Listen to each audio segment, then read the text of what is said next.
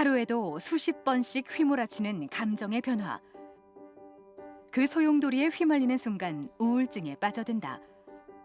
우울증은 개인의 질환인 동시에 사회적 상황과도 이어져 있다. 우울증은 말 그대로 우울하고 무기력하고 슬프고 또 흥미가 없고 또 살기가 싫고 하는 거를 말을 합니다. 근데 저희가 정신과에서 치료가 요하는 우울증이라고 하면 2주 이상 그러한 증상들이 아주 심하게 그리고 현재 하고 있는 일이나 학업을 더 지속하지 못할 때 이럴 때 우리가 우울증, 우울장애라고 말을 합니다. 우리나라 우울증 유병률은 OECD 국가 가운데 1위. 수치로 보면 전 국민의 40% 가까이가 우울증을 앓고 있는 것으로 조사됐다. 이제는 사회 전반에 걸쳐 인식의 전환이 필요한 우울증. 오늘 TV 주치에서는 마음속 동굴로 빠져드는 우울증에 대해 자세히 알아본다. 네, 오늘 도움 말씀 위해 건양대학교 병원 정신건강의학과 신상호 교수 나오셨습니다. 교수님 안녕하세요. 네, 안녕하세요. 네. 네. 교수님 오늘의 주제가 이제 우울증입니다. 근데 많은 분들이 이제 우울증이 있다고 하면 오해를 하시는 게 이 질환은 사람이 마음이 약해서 걸리는 거다 이렇게 많이들 오해를 하시거든요. 그리고 또 우울증의 증상으로 우울감도 있지만 뭐 짜증이나 분노 같은 여러 가지 방식으로 좀 표현이 된다고 하더라고요. 그리고 또 올해는 국가에서 첫 본인 부담금을 지원해 줄 정도로 이 우울증 치료가 굉장히 시급해 보이는데 실제로 우울증 환자가 좀 많은 편일까요? 어떨까요? 네. 이 자료 화면에서 보시듯이 OECD의 나라에서 이런 우울증의 평생 유병률을 조사해 봤을 때 네. 평균적으로 10에서 20% 정도의 그 인구의 10에서 20% 정도의 사람들이 평생에 한 번은 이제 우울증을 앓는다고 되어져 있습니다. 그런데 여기서 중요한 거는 우리나라는 이제 평균을 훨씬 넘어서 36.8%, 즉 4명, 10명 중에 4명 정도 가까이가 평생 동안 살면서 우울증을 겪는 것으로 되어져 있습니다. 그래서 여기에 이제 마음의 감기라고 했던 것이 네. 가볍다는 의미가 아니고 누구나 한번 평생을 살면서 걸릴 수 있는 질환이다 이렇게 생각하시면 좋을 것 같습니다. 네. 살면서 누구나 한 번쯤은 걸릴 수 있는 질환이 바로 오늘의 주제 우울증인데요. 우울증이 어떤 질환인지 원인부터 치료법까지 자세히 살펴보도록 하겠습니다. 자, 먼저 우울증. 이 우울증이라는 건 어떤 상태를 이야기하는 걸까요? 네, 우선은 이제 세 가지를 보시게 되면 됩니다. 기간이 2주 이상 지속되면서 그만 살고 싶다는 생각이 들 정도의 심한 우울감이 내가 현재 학업이라든지 또 일터라든지 이런 데 기능을 심각하게 저해할 때 이럴 때 이제 우울증이라고 얘기를 합니다. 여기 그래프를 보시면 알겠지만 저희가 이런 정상 범위 내에서 기분이 변동되는 거는 당연히 자연스러운 겁니다. 네. 근데 우리가 어떤 뭐 심한 좌절감을 느낀다든지 안 좋은 일이 있었을 때 기분이 우울적해지는 경우가 있죠. 하지만 여러 가지 어떤 자기 스스로의 어떤 방법을 통해서 다시 회복하게 되고 정상으로 복귀를 하게 됩니다. 근데 우울증이라는 것은 그냥 놔두면 계속 내려가거나 더 이상 올라오지 않는 질병 상태를 말합니다. 그럼 우울증의 기간은 어느 정도로 잡으면 될까요, 교수님? 네, 이제 우리가 흔히 말할 때 일시적인 것과 지속적인 거를 얘기를 할 때 어느 정도를 지속으로 봐야 되나 이게 궁금할 수가 있죠. 네. 근데 이게 애매하지만 전반적으로 기분의 상태를 봤을 때 2주 이상 지속이 된다. 비슷한. 예를 들면 우리가 이제 감정이라는 것이 보통 일시적이죠. 네. 즐거움이 2주 동안 지속된다? 조금 어색하시죠.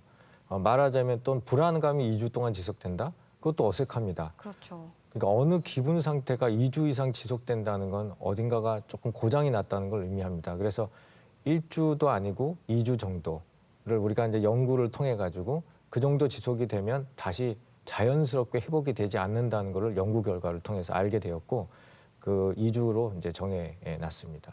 네. 2주 이상 지속될 때를 우울증이라고 하셨는데 네, 그렇다면 이 우울증과 우울감의 차이가 있다면 어떤 게 있을까요, 교수님? 네. 이제 제가 이제 간단한 예를 드리고 나서 좀 자세하게 얘기를 드리는 게 좋을 것 같습니다. 왜냐하면은 진료실에서도 이런 질문을 많이 하는 보호자분들이 있습니다. 네. 그냥 의지로 나올 수 있는 거 아니냐? 지금 좀 유별나게 하는 거다. 이거 정신과까지 올 필요가 있느냐? 이렇게 얘기하시는 분들이 있는데요. 제가 어떤 비유를 드리냐면 우리가 이제 오래간만에 이제 등산을 했을 때 올라가다가 가볍게 발을 접질렸다고 생각해 봅시다. 그러면 이제 그 상태로 이제 주변에 와서 이렇게 마사지도 해주고 정상까지 올라가죠. 네.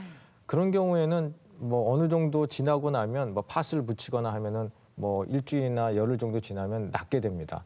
근데 우리가 낫는 과정에서 똑같은 부위를 한 번 더 접질리면 어떤 일이 벌어질까요? 아마 회복 기간도 늦어지고 그렇죠. 또 색깔이 변색될 수도 있고 또 통증이 더 심해질 수도 있습니다. 그런데 여기서 그 와중에 한 번 더 똑같은 곳을 접질리게 되면 어떨까요? 이제 그렇게 되면은 붓는 것을 떠나서 잠을 못 잔다든지 그리고 그 상태에 두면은 누구라도 빨리 병원에 가봐 이렇게 놔두면 안 돼라고 말씀하시죠. 그렇죠. 가만 놔두면 회복되는 게 아니라 더 심해지죠. 말하자면 우울증이라는 건 그런 상태입니다. 그래서 여기 표를 보시게 되면 우울감은 당연히 일어날 수 있는 정상 반응이기도 하고 일시적이며 또 기분에 국한이 되어져 있습니다. 그런데 우울증이라는 것은 지속적으로 기분이 지속되면서 사고가 변형이 됩니다. 말하자면 똑같은 걸 봐도 좀 적대적으로 본다든지 또는 나에게 또는 뭐 부담을 주는 중성 자극이라도 부담을 주는 것으로 느끼게 되죠. 그다음에 가슴이 답답하다, 소화가 안 된다, 이렇게 신체 기능까지 나타나게 되고요. 그래서 이런 경우에는 가만 놔두면 더 악화됩니다. 회복이 되지 않고 네. 그런 경우를 이제 우울증이라고 보시면 되겠습니다. 네. 이 말씀해 주신 것처럼 우울증은 방치했을 경우에 더 악화될 수 있기 때문에 반드시 치료가 필요한 질환인데요. 이게 증상을 또 알아야 치료를 받아볼 수가 있겠죠. 우울증의 대표적인 증상이 우울감이잖아요. 그것 외에도 발생할 수 있는 증상에는 어떤 게 있을까요? 네, 가장 중요한 게 하루 종일 우울하답니다. 여기 하루 종일이 붙습니다. 그다음에 뭘 해도 흥미가 다시 생기지 않죠. 말하자면 예전에 이제 떡볶이를 먹으면 기분이 풀렸어. 떡볶이를 2접시, 3접시를 먹어도 아무렇게 기분에 변화를 주질 않습니다. 그다음에 이제 자신감이 떨어지게 되고 집중력도 떨어지게 되고 수면이 아주 과도하게 수면이 있거나 아니면 잠을 못 자거나 과도한 식욕 또는 밥맛이 없다든지 네. 그다음에 피로, 무기력감 그로 인해서 다양한 신체 증상 뭐 몸살처럼 온다든지 가슴이 답답하다든지 이런 증상 그리고 아주 심해지면 내가 살아야 될 어떤 이유를 못 찾게 되고 네. 그만 살고 싶다는 생각이 이제 들기도 합니다. 네. 네. 진짜 말씀해 주신 것처럼 우울증을 방치했을 경우에는 이 자살 사고로까지 이어질 수 있기 때문에 치료가 정말 필요한 질환이라는 생각이 좀 듭니다. 자, 그런데 이 우울증이라는 게 특정 나이대에만 국한되는 게 아니잖아요. 연령대별로도 성별로도 다를 것 같은데 이 특징도 한번 좀 짚어볼게요. 네. 이 연령에 따른 우울증의 증상이 왜 중요하냐면 지금 이전에 봤었던 그 9가지 증상 등이 연령의 발달 단계라든지 처해진 환경 그리고 그런 거에 따라서 증상이 이렇게 변형돼서 나타나게 됩니다. 그러니까 이제 쉽게 모르는 경우도 많이 있지요. 소아청소년인 경우에는 자기의 감정을 이렇게 세분해서 얘기를 못합니다. 말하자면 오늘 뭐 우울하고 기분이 찌뿌둥하고 뭔가 가라앉은 것 같아. 이렇게 성인처럼 자세하게 자기의 감정을 설명하기가 힘들죠. 이렇게 감정 표현이 자유롭지 않은 소아청소년들의 경우에는 짜증, 반항이죠. 네, 등교 거부, 그다음에 성적이 떨어진다든지 여러 가지 신체 증상, 그리고 이제 약물을 사용하기도 하고요. 청소년 비행, 특히 잘 공부하던 아이가 갑자기 우울하거나 학교 가기 싫다고 하거나 막 짜증을 낸다든지 그런 고산병이 나타날 수가 있습니다.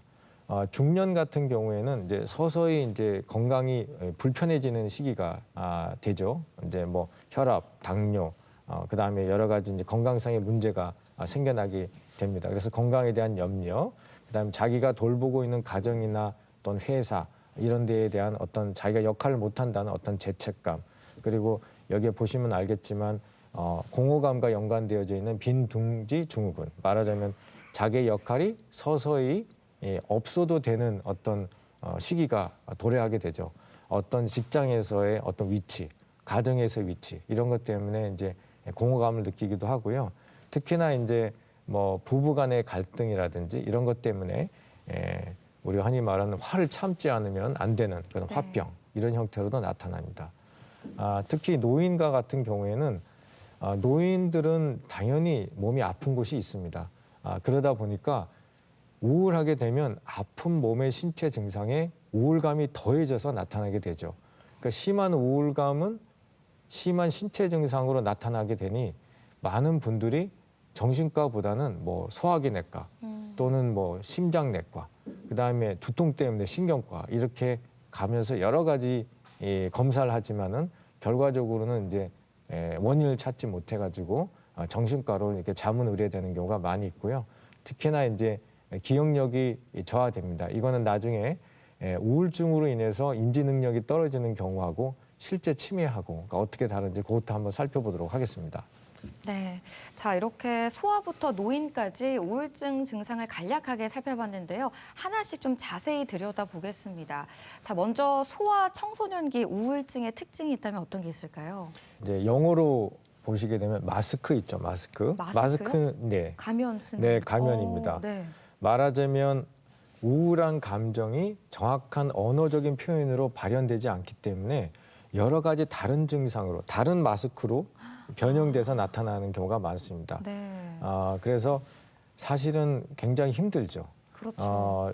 이 아이가 정말 우울증인지 아니면 그냥 흔히 말하는 땡깡 부리는 건지 모를 수가 있죠. 그래서 소아 우울증의 증상을 조금 구체적으로 보시면 뭐 학교 가기 싫고 엄마 뭐 치마만 잡고 다닌다든지 네. 또는 학교 자체 뚜렷하게 뭐 원인은 얘기 안 하는데 그냥 학교 가는 것이 두렵다고 하는 아이도 있고요. 네. 그러다 보니까 학교를 가기 싫어하거나 또는 뭐 어떤 뭐 연예인이라든지 어떤 물건이라든지 이런 것에 이상한 애착 행동을 보인다든지 네. 갑자기 화를 내거나 또는 뭐 물건을 던진다든지 머리가 아프고 또 어떤 분들은 가만히 혼자 있으면 괜찮은데 네. 여러 사람 앞에 가면 여기 배가 너무 아파. 아이고. 여기 뭐가 이렇게 보면 부푸른 것 같아. 이렇게 얘기를 하죠. 이렇게 이제 다양한 증상을 호소하게 됩니다. 밑에 보시면은 비행, 가출, 무단결석 이렇게 나타납니다. 그 다음에 이 시기부터 자해가 나타납니다. 자해라는 거는 여러 가지 이제 함축의 의미가 있는데 네. 자신의 어떤 감당하지 못하는 감정들을 해결하는 방법으로 나타나게 되죠.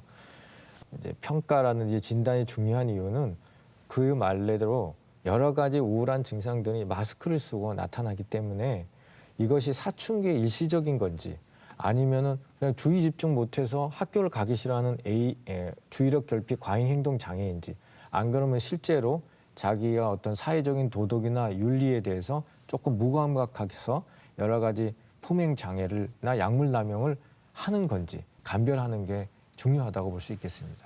네. 예, 아무래도 성장기이기 때문에 부모님의 세심한 관찰이 가장 중요할 것 같습니다. 자, 그리고 지금부터 이제 중년기 우울증에 대해서 좀 살펴볼 텐데요. 아무래도 이제 중년기에 접어들면 체력적인 변화부터 해서 굉장히 많은 변화들이 일어나잖아요. 중년기 우울증에는 어떤 특징들이 있을까요? 네. 여성의 경우에는 이제 폐경이 시작되는 시기이기도 하고요. 그다음에 남성의 경우에는 우리가 이런 걸 하죠. 중간에 껴서 젊은 사람들이 치고 올라오고 위에 사람들한테 또 치이고 네. 이제 그런 상태가 주요한 어떤 환경이라고 보시면 되겠습니다. 그래서 이렇게 폐경기 증후군은 이제 얼굴이 붉어진다든지 막 식은땀이 나고 잠이 불편해진다든지 이런 증상과 함께 폐경기 증후군을 나타내는 이런 여성분들 중에 20에서 30% 정도가 이렇게 우울감을 표시를 합니다. 그래서 산부인과에 이제 호르몬 치료 때문에 방문을 하셨다가 산부인과 의사 선생님이 정신과를 한번 보시면 도움이 되겠습니다. 이렇게 얘기하는 경우가 있습니다. 그래서 그렇게 자문 의뢰된 경우가 많이 있고요. 중년 남성 우울은 본인은 아직까지 한창 일할 때라고 생각하는데 사회적인 시선은 좀 그렇지는 않죠. 네. 또 이제 꼰대라고 불리기도 하고요. 이렇게 젊은이들의 어떤 트렌드를 잘 따라야 한다는 것에 대한 어떤 부담 그리고 윗사람에 대한 기존의 어떤 그 문화를 따라야 된다는 점, 이런 것이 이제 중간에 끼게 됩니다. 어느 시대나 마찬가지겠죠. 그래서 신체 증상보다는 이러한 정신적인 고통이 크게 되고 이것이 이제 우울감, 허무감으로 나타나게 됩니다. 그런데 중요한 거는 여성과 달리 이렇게 어느 정도 사회생활을 했던 분들이 우울증으로 치료를 받는다? 이게 쉽지 않습니다. 마음적으로. 네. 그래서 뭐 술이라든지 이런 걸로 해결하는 경향이 좀 많고요.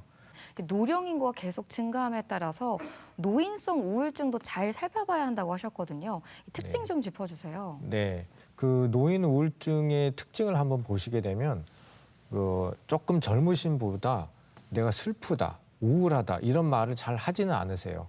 그냥 됐어. 그냥 뭐 낫는다. 이거 치료받아서 낫는 거 아니다. 자, 나이 들면 다 그렇다. 이렇게 얘기를 하시죠. 그런데 이제 그런 것이 이전에도 얘기했지만 원래 갖고 있었던 신체 질환에다가 우울함이 심해지면 더 심해집니다. 약간 불안했던 분이 불안 초조까지 나타나게 되고 잠을 뭐 그런 대로 뭐 잤지만은 자꾸 깼던 분이 이제 잠을 더 많이 깨고 한 번 깨면 꼬박 날을 새게 되고 네. 이렇게 되니까 주변 사람들이 나이가 들면서 저렇게 되는구나. 왜냐하면 본인이 나이를 들어보지 않았기 때문에 그렇죠. 이해가 어렵죠. 그러다 보니까 나이 들면 다 그렇게 되는 거구나. 그리고 이제 안 그래도 이제 소화가 잘 안 된다고 하셨던 분인데 소화가 더 안 된다 그러면 그냥 내과 한번 가보세요. 병원에 가보세요. 이렇게 얘기를 합니다. 그래서 이렇게 모호한 신체 증상들이 다발적으로 다 동반이 될 수가 있고 어디가 쑤신다고 하고 또 답답하다고 얘기를 하죠. 그다음에 또 중요한 거는 안 그래도 연령에 따라서 깜빡깜빡 하게 되는데 우울감이 이제 더 부과가 되면 잘 기억이 안 나고 의욕이 떨어지면서 계속 누워 있고 싶고 아무런 즐거움이 없어지는 상태가 되면 당연히 기억력이라든지 이렇게 인지 능력이 떨어지게 됩니다. 이런 현상들이 우울감을 통해서 우울증을 통해서 나타날 수가 있습니다. 네, 가성 치매에 대해서도 설명을 해주실까요? 네. 가성 치매라고 하면은 이제 요즘에는 이런 말을 조금은 덜 쓰는 경향이 있는데요. 가짜 치매라고 생각하시면 되죠. 그러니까 치매 증상이랑 똑같이 나타나게 보이는데 원인이 다르고 약간 경향성이 달라서 잘못하면은 그냥 치매 아닌가라고 혼동할 수 있는 겁니다. 네. 근데 왜 이 부분이 중요하냐면은 치료 방법이 완전히 다르기 때문에 그렇죠. 만일 가성치매를 갖고 있는 분한테 치매약을 한다. 그러면 절대 낫지가 않습니다. 마찬가지로 치매를 앓고 있는 분한테 우울증 치료를 한다. 이것도 장시간 동안 어려움을 지속시키게 되죠. 환자의 어려움을. 그래서 이런 부분이 구분하는 게 중요한데요.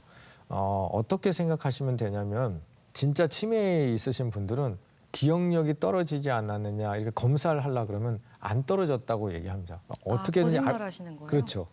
악착같이 나 기억력 괜찮다. 너희 몰라서 그렇지. 이거 나이 들면 깜빡깜빡해. 이런 것처럼 네. 자기가 능력이 안 떨어졌다고 하는 걸 서운하게 생각을 합니다. 그런데 가성치매 우울증은 조금 다릅니다. 네. 그냥 어떤 걸 물어보거나 검사를 해서 인지기능 능력을 이렇게 평가를 하려 그러면은 그냥 모르고 귀찮다, 됐다 이렇게 얘기를 하죠. 그것을 가만히 생각해 보시면은 구분이 되시는데요. 가장 그 다른 부분 중에 하나는 언제부터 이렇게 기억력이 떨어지셨어요라고 얘기를 하면은 치매 같은 경우에는 언제부터인지 잘 기억 못합니다. 주변에서 대신 얘기해 주기도 하고요. 네. 서서히 진행이 되면서 기분과는 크게 관계없이 인지기능이 떨어집니다.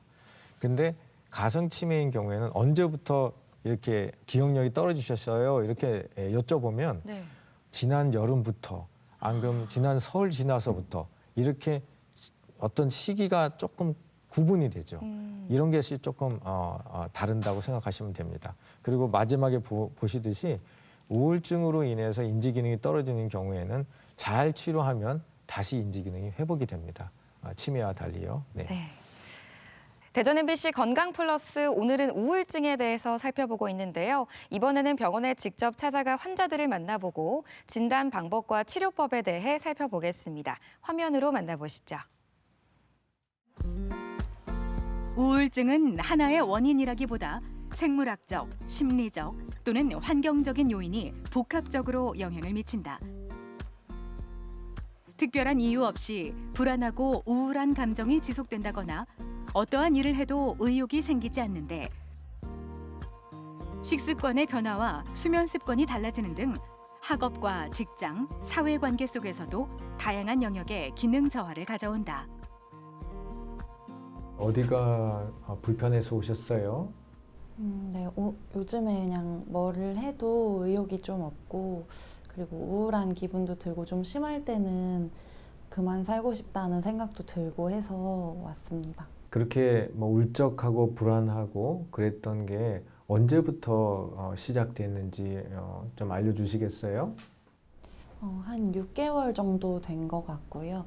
그리고 오빠랑의 집안에서 큰 다툼이 있었는데 그럴 때마다 부모님이 또 제 편이 돼주시지도 않는 것 같고 집안에 불화가 있는 뒤로부터 더 심해졌던 것 같습니다. 지금처럼 힘들었었던 우울과 불안 이런 증상들이 과거에도 혹시 있으셨나요? 예를 들면 중학교 때, 고등학교 때. 네, 고등학교 때도 비슷한 우울감을 겪었던 적이 있어서 그때도 병원을 한번 방문하기는 했었습니다. 우울증의 원인으로는 학업이나 취업 경쟁에서 오는 스트레스, 그리고 가족의 변화나 경제적인 압박 등이 주요 원인으로 지적되고 있다. 몇 년까진 우울증이 나약해서 생기는 병이라 생각했지만 이제는 사회 문제로 대두되고 있다. 이 환자는 중학교 시절하고 고등학교 시절 때에도 자해했던 과거력이 있고 또 지금은 가족들이 어떤 정서적인 지지 체계가 된다기보다는 증상을 만드는 측면이 있기 때문에 조금은 더 오랜 기간 치료가 필요하고 또 때에 따라서는 정신치료가 도움이 될 거라고 생각합니다. 우울증은 연령에 관계없이 누구나 겪을 수 있는 질환이다. 하지만 우울증을 유발하는 원인은 연령대별로 다르고 증상 또한 다르게 나타난다. 우울증 진단에 있어 우울감은 매우 중요한 핵심적인 요소지만 대다수의 우울증 환자들은 우울한 기분에 앞서 통증이나 피로감 같은 신체적인 증상을 호소하기도 한다. 오늘 어떻게 오시게 되셨나요? 제가 한 3개월 전부터 이제 이직을 해서 지금 회사 생활을 하고 있는데요. 이렇게 직장 동료들이랑 같이 지내는 과정이 마냥 순탄치만은 않은 것 같고 한 2, 3주 전부터 이제 잠도 잘 안 오고 제 삶이 좀 무기력하게 느껴져서 왔습니다. 지금 어떤 증상이 제일 힘드신 증상인지 좀 얘기해 주시겠어요? 밥맛도 없고요. 그리고 이제 마음속에서 자꾸 화가 치밀어 오르고 뭘 해야 될지도 모르겠고 잠도 잘 안 오고요. 이런 증상으로 괴롭거나 해서 뭐 힘들어서 정신과에 방문했다든지 이런 경험이 혹시 있으실까요? 따로 병원을 방문해서 진료를 받은 적은 없었고요. 근데 이직하기 전에도 마음이 울적하고 힘들었던 것으로 생각됩니다. 우울증은 급기야 극단적인 선택까지 불러올 수 있는 심각한 질환이다. 스스로 우울감에서 벗어나기 위한 노력이 중요한데 마음의 문을 열고 적극적인 치료를 받는 것이야말로 우울증 극복을 위한 최선의 방법이다. 이 환자 같은 경우는 이미 직업 생활도 하고 있고 또 여러 가지 어려운 상황에 대해서 혼자 힘으로 이겨내보려고 했었던 노력도 있고 해서 비교적 짧은 시간 동안에 약물 치료 그리고 지지적인 정신 치료를 하게 되면은 훨씬 더 회사 생활을 적응하고 또 자기 원하는 어떤 성과를 이룰 수 있을 거라고 생각합니다. 우울증 치료는 정확한 진단적 평가에 따른 약물 치료와 상담 치료를 병행해야 효과적이다. 한두 달 정도 치료 후에는 평상시 기능의 70~80%가 회복된다. 또 자기장을 이용해 뇌의 기능을 회복하는 경두계 자기자극술도 많이 쓰이는데 디지털 기술이 발달함에 따라 디지털 치료제 개발도 활발히 이루어지고 있다. 우울증은 그냥 놔두면 낫는 병이 아닙니다. 그러니까 우울감하고의 차이가 있는데요. 기능에 장애가 있기 때문에 그냥 놔두면은 점점 증상이 심해져서 또 결국에는 안 좋은 선택을 하기에 이르기 때문에 빨리 치료를 받고 전문가의 도움을 받는 것이 회복하는 데 많이 도움이 됩니다.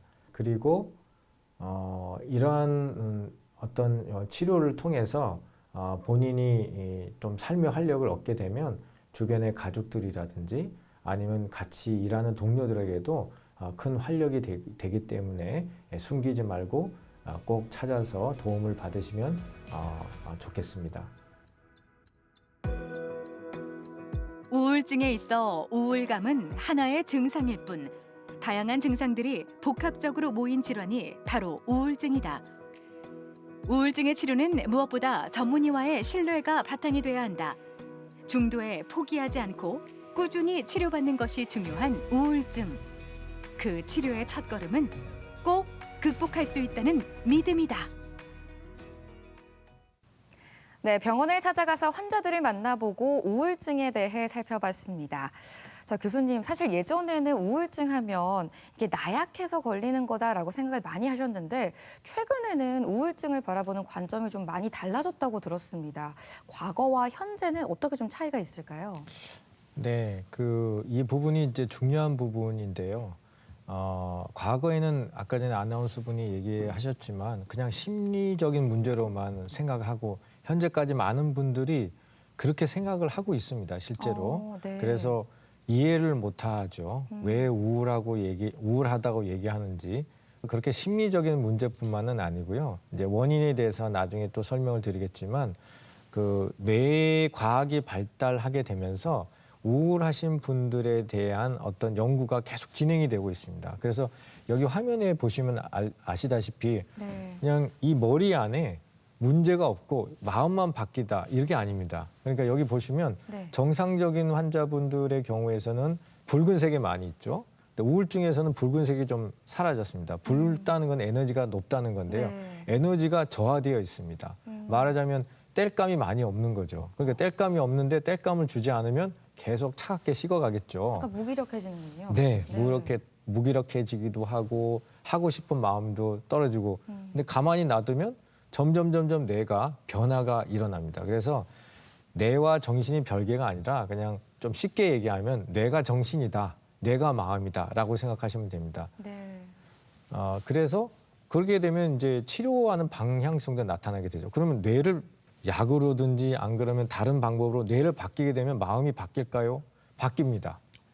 그러니까 그게 이제 달라진 거죠. 그래서 현재의 어떤 이 우울증을 보는 어떤 관점은 뭐 유전적인 부분, 생물학적인 부분, 그다음에 심리적인 부분, 사회적인 부분 이것들이 다 복합적으로 나타나 있는 병이다 이렇게 생각을 하시면 되고 그러다 보니까 이런 여러 가지 영역을 어떻게 바뀌게 되면 반대로 우울증이 호전되겠죠. 네, 이렇게 바뀌고 있습니다. 네. 네, 과거에 비해서는 좀 우울증을 바라보는 관점이 조금은 달라지긴 했지만 그래도 여전히 인식 변화가 좀 필요할 것 같습니다. 그런데 교수님이 말씀해 주신 것처럼 인식 변화가 있으려면 우울증이 왜 생기는지 원인을 알아야 될 것 같거든요. 원인에는 어떤 게 있을까요? 네, 모든 질환에는 다 유전적인 요인이 있다고 일단 생각하시면 됩니다. 왜냐하면은 저희 몸이라는 거는 실제로 아빠의 정자, 엄마의 난자가 결합을 해서 한 세포에서 무한 증식해서 나타나는 거죠. 네. 그렇다 그러면은 내 몸의 반은 엄마, 내 몸의 반은 아빠에서 온 거죠. 그러니 당연히 내 정신과 신체는 유전적인 영향을 받을 수밖에 없습니다. 그래서 연구를 해보면 이제 쌍둥이 연구죠. 쌍둥이는 이제 일란성 쌍둥이하고 이란성 쌍둥이가 있죠. 네. 제일 중요한 거는 유전자가 똑같은 일란성 쌍둥이를 낳은 부모가 기르고 한 아이는 입양해서 기르게 됐을 때 똑같은 유전인자를 갖고 있는 아이가 성장하면서 우울증을 얼마나 보이느냐 인구학적인 어떤 통계 자료를 보게 되면 대략 유전인자가 똑같아도 발병이 안 되고 되고의 차이가 대략 유전적으로 40에서 50%로 보고 있습니다. 네. 그러니까 안 걸릴 수 있는 거죠. 어떻게 환경적인 요인을 좀 바꾼다면요.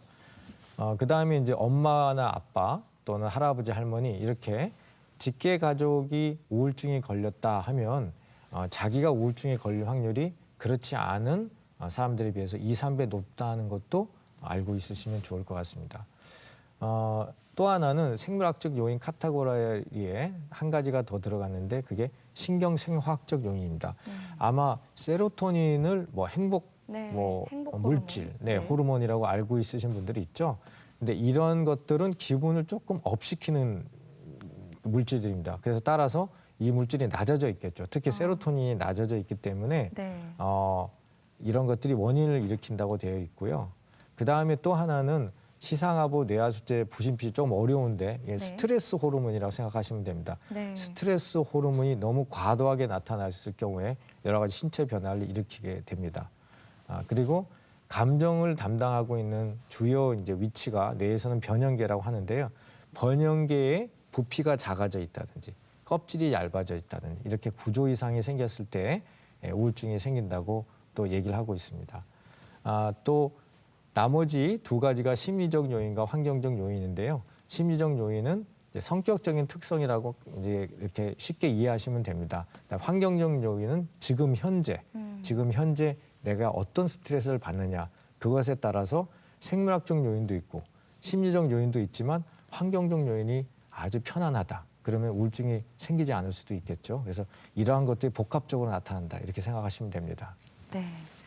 이 우울증이 나타날 수 있는 원인들이 정말 다양한데요. 우울증을 어떻게 진단을 내리실지가 정말 궁금합니다. 우선은 많이 좀 들어보실 것 같아요, 교수님. 네, 맞습니다. 통계 자료에 의하면 뭐 가정의학과에 방문하는 환자들 중에 60%가 우울증을 비롯한 정신과 질환이 원인이 돼서 오는 경우도 있다. 이렇게 한 통계 자료도 있습니다. 그래서 환자분이 보기에 좀 울적해 보인다 하면 이 두 가지 중에 한 가지를 물어봐서 환자분이 그렇습니다라고 얘기를 하면 네. 반드시 정신과 질환을 한번 권유를 드리는 게 그 환자의 말하지 못한 속마음을 좀 알게 되고 본래의 과 질환도 좋아집니다. 기분이 바뀌게 되면 네. 그런 도움을 얻을 수 있기 때문에 이 질문이 중요하다고 볼 수 있습니다. 네. 지금 건강 플러스를 시청하시면서 우리 시청자 여러분들도 그렇다면 내가 우울증인가 아닌가 약간 확인해 보고 싶으실 것 같아요. 이게 체크해 볼 수 있는 검사 항목들이 있다고요, 교수님. 네, 있습니다. 우리가 이제 병원에 오셨은 환자분들을 한테 쓰는 척도가 있고요. 네. 이 이제 CESD 척도는 정상인을 상대로 해서 개발된 척도입니다. 그래서 여기 보시게 되면 총 이제 20문항이 되지요. 네. 그래서 보시게 되면 점수를 보시게 되면 21점부터 중등도 우울증이라고 되어져 있습니다. 네. 말하자면 20문항 중에 가끔에 해당되는 항목이 1점입니다. 다 1점으로 기재를 하게 되면 20점이 나오겠죠. 그렇죠. 20문항이니까요. 네. 그중에서 하나라도 네. 자주라고 대답을 하게 되면 네. 그때는 중등도의 우울증으로 진단이 내려집니다. 그래서 경증 우울증인 경우에는 비교적 주변 사람의 도움이라든지 약물 치료가 아니더라도 정신치료, 상담 치료를 받게 되면 도움을 많이 받게 됩니다. 네. 그런데 21점 이상으로 체크가 된다면 네. 병원을 방문해서 또 내가 지금 극복할 수 있는 상태인지 한번 확인해 보시면 좋을 것 같습니다. 네. 자, 그럼 이쯤에서 궁금한 게 우울증은 어떻게 치료를 할지 치료 방법에 대해서도 좀 궁금해하실 것 같은데요. 어떤 치료들이 좀 있을까요? 네, 치료 방법은 이제 다양한 게 있습니다. 크게 이제 약물 치료, 그다음에 병원에서 하는 치료죠. 경두계 자극술 조금 어려운 단어긴 한데요. 전기 경련 치료, 바이오 피드백 광 치료, 또 전기 경련 말고 이제 요즘에는 이제 전기 자극 치료라는 것도 있습니다. 이제 자기 자극처럼. 그다음에 또 한 파트는 여러분들이 이제 영화라든지 심리적인 문제를 다룬 이제 드라마 같은 걸 보게 되면 상담자하고 1대1로 만나서 대화식으로 이렇게 치료를 하는 게 있습니다. 네. 이런 하나의 집단 치료 부분이 정신치료 부분입니다. 그래서 개인 집단, 그다음에 인지행동치료, 그다음에 대인관계치료 이런 여러 가지 이런 상담 및 이렇게 대담을 하는 이런 치료들이 있고요. 그다음에 한 가지는 이제 이거는 예방도 되고 또는 재발 방지도 되는 뭐 규칙적인 운동이라든지 식사를 균형 잡게 한다든지 어느 시점 되면 충분한 휴식을 갖는다든지 이렇게 크게 세 가지로 나눠볼 수가 있겠습니다. 네, 이렇게 크게 세 가지 치료 방법 살펴봤는데요. 첫 번째 약물 치료부터 조금 자세히 살펴보겠습니다. 약물 치료는 어떻게 이루어질까요? 네, 나중에 이제 정신과 약물에 대한 어떤 오해에 대한 설명을 드릴 때도 있겠지만 약물에 대해서 조금 이제 불안감을 갖고 있거나 네. 또는 두려움을 갖고 있으신 분들이 계세요. 그래서 저희가 이제 흔히 어떻게 또 불안을 갖고 있는 분들한테 얘기를 드리자면 이제 뭐 고혈압이라든지 당뇨병 같은 경우에 평생을 먹는 거에 대해서 크게 거부감이 없으십니다. 이제 보통 저희가 어르신들한테 여쭤보면은 그런데 정신과 약물을 평생 먹는다 하면은 두려움을 갖게 되죠. 그건 이제 실질적인 두려움입니다. 여러분들이 생각해 보면 잠이 안 와서 수면제를 먹었다 그러면 아 이거 나중에 수면제 안 들어가면 잠 못 자는 거 아니야? 나 평생 먹어야 되는 거 아니야? 이렇게 불안감이 되죠. 두려움이 이제 생기죠. 네. 특히나 우울증을 갖고 있는 분들은 조금 더 증폭된 불안감을 가질 수도 있지요. 근데 기전을 제가 설명을 해드립니다. 병동에서 약물 교육을 하다 보면 아까 전에 말씀드렸던 것처럼 도파민, 세로토닌, 노에프네핀이 부조화가 일어나면 가만두면 계속 고갈되기 때문에 네. 계속 우물처럼 계속 물을 줘야 됩니다. 그래서 이 그 약물을 쓴다는 거는 고갈되지 않게 완전히 가뭄이 되지 않게 그래도 촉촉하게 물길이 있게끔 그래야 거기서 식물도 자라고 할 수 있죠. 또 비가 한번 오면 다시 회복이 빨라지죠. 네. 그래서 신경 전달 체계를 조화롭게 만든다. 이렇게 생각하시면 됩니다. 여기 보시게 되면 뇌 위축과 신경 보호 작용이라는 게 있죠.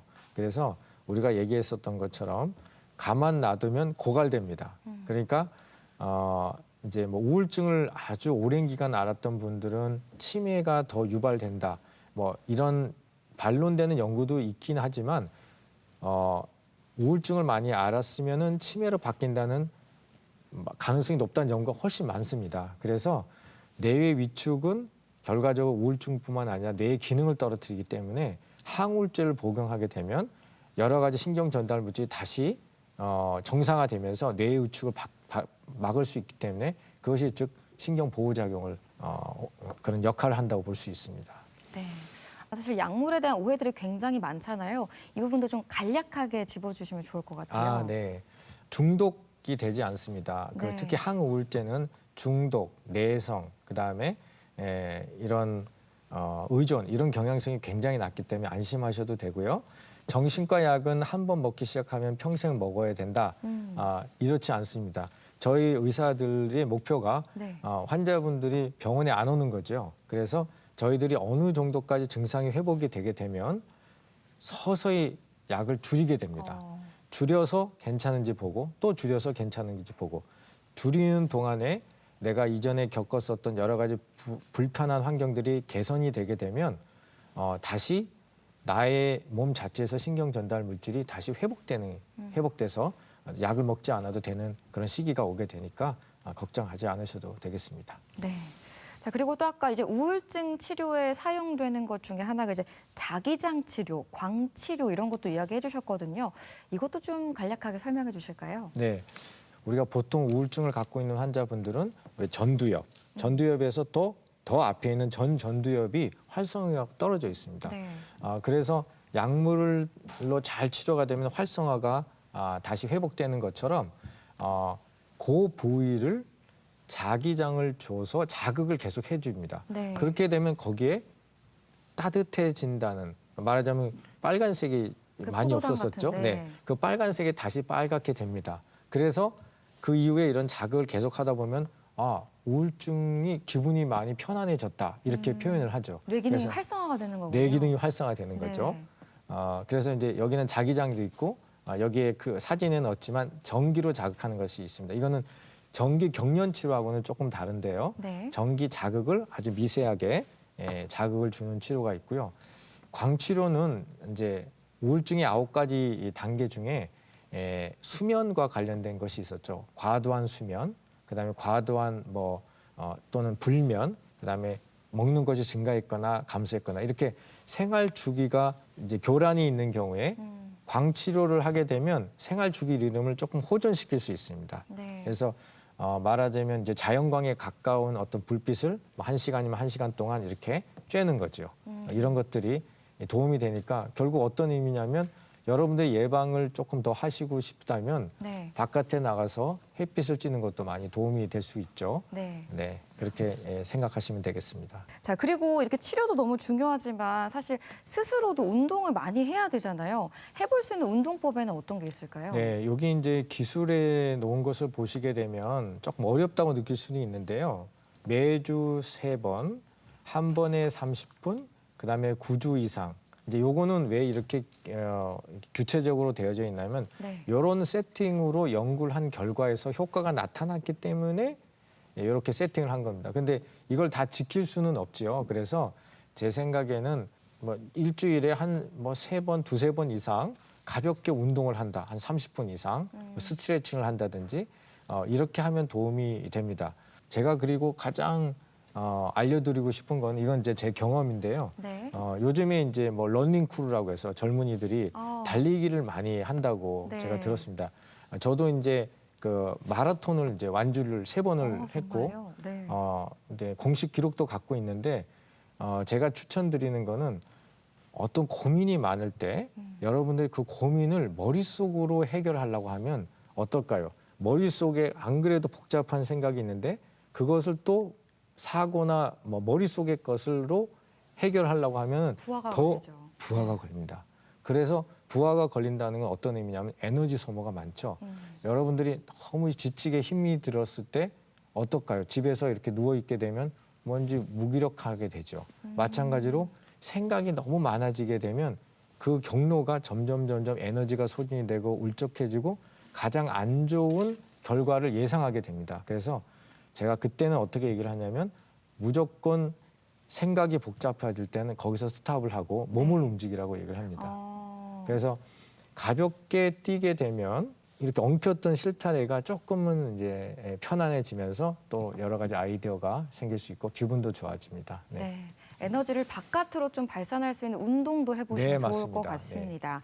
자, 그런데 약물 치료를 받거나 아까처럼 뭐 광치료 같은 치료를 받아도 이 호전되기까지 시간이 좀 걸리잖아요. 어느 정도 걸릴까요? 네. 그거는 이제 사람마다 조금 다르고요. 또 원인에 따라서 좀 다를 수도 있는데요. 우울증 약을 쓰고 치료를 받게 되면 보통 한 달 정도 되면 호전되는 경우가 많이 있습니다. 그러면 특히나 연세가 드신 분들은 다 나았다. 그러니 약을 안 먹어도 되지 않느냐라고 얘기를 합니다. 네. 그래서 이런 경과를 잘 살펴보시면 이게 지금 약을 중단하게 되면 다시 힘들어질 수 있겠다는 걸 알 수 있을 텐데요. 여기에 보시게 되면은 보통 4-6개월로 나와 있죠. 그래서 네. 이렇게 처음에 보시면 제일 빨리 회복되는 것이 수면과 식욕이 회복됩니다. 그러니까 우울한 감정 자체는 조금 늦게 회복이 되죠. 그래서 여기 보시게 되면 에너지가 조금 올라가죠. 네. 잠을 푹 자게 되고 먹을 것을 먹게 되니까. 그래서 활력이 호전되는 게 2-3주 정도 됩니다. 그리고 기분, 이제 마지막으로 궁극적인 거는 기분이죠. 기분이 호전되는 거는 보통 3-4주가 걸립니다. 그래서 이 상태에서 기분이 호전된 상태에서 우리가 이제 지지라고 하죠. 기분이 호전되는 상태를 쭉 지속해서 힘을 조금 받게끔. 예를 들어서 금방 어떤 충격이 들어와서 안 좋았던 일이 들어와도 어떤 관성에 의해서 그것을 극복할 수 있는 시간. 그것이 이제 4-6개월 정도가 됩니다. 그래서 저희가 이제 처음에 오셨을 때 언제까지 약을 먹어요라고 말씀을 하시면 네. 보통 이제 환자분들이 이제 너무 두려움을 갖고 있는 경우는 조금 단축해서 얘기하기도 하지만 보통은 6개월로 얘기하고 환자분이 조금 증상이 모호하다든지 조금은 더 지속해야 될 여러 가지 뭐 가정 환경이라든지 또 지지 체계가 약해져 있다든지 더 심각한 문제가 있는 경우에는 보통 1-2년이라고 얘기를 드리게 됩니다. 네. 이 우울증 치료를 받아야 하거나 혹시 지금 받고 있는 환자분들에게 꼭 하고 싶은 말씀이 있으실 것 같아요, 교수님. 우울하게 되면 사실은 아주 심하신 분들은 병원에 오고 싶어도 올 힘도 안 나시는 분들도 있어요. 그런 경우에는 전화도 있습니다. 전화를 활용해도 되고요. 네. 우리 각각 가까운 데 정신건강복지센터라는 곳이 있습니다. 전화를 하게 되면 방문을 합니다. 네. 그래서 방문을 해서 치료비 지원도 받을 수 있고 그분들과 함께 병원에 방문할 수도 있습니다. 그래서 가능하면 어떤 도움을 받을 수 있는 여러 곳에 연락을 해서 도움을 좀 받았으면 좋겠고요. 여기 보시게 되면 지금 보면은 스트레스를 줄이자, 다른 사람과 함께 지내자, 규칙적인 운동, 이런 거는 뭐 누구나 하는 얘기 아니냐 이렇게 얘기할 수 있습니다. 네. 맞습니다. 뭐 스트레스를 누가 안 줄이고 싶어서 안 줄이느냐 이런 얘기를 할 수는 있는데요. 자기 감정 자체도 잘 느끼지 못하시는 분들도 있어요. 그러니까 스트레스를 줄이려고 하면 뭐가 스트레스를 받고 어떻게 줄이겠다라는 거잖아요. 근데 내가 현재 정말 우울한 상태인지, 왜냐면 어린 시절부터 너무 우울하게 지내서 이게 우울한 것도 모르시는 분들이 있어요. 그래서 다른 사람과 함께 지내자, 규칙적인 운동을 한다, 이런 것들은 내 자신을 조금은 더 살펴보는 것과 함께 하다 보면 내가 이런 것을 좋아했었구나, 이것 때문에 우울했었구나, 이런 걸 조금 자기 자신한테 조금 관심을 갖는 것을 같이 해보는 게 어떻겠냐는 취지입니다. 네. 그래서 우울증이라는 것은 누구나 걸릴 수 있다는 걸 말씀을 드렸고, 또 그 기전도 잘 밝혀져 있고 치료 방법도 다양하니까 언제든지 도움을 받게 되면 지금보다는 훨씬 좀 편할 거라고 저는 확신하고 있습니다. 네.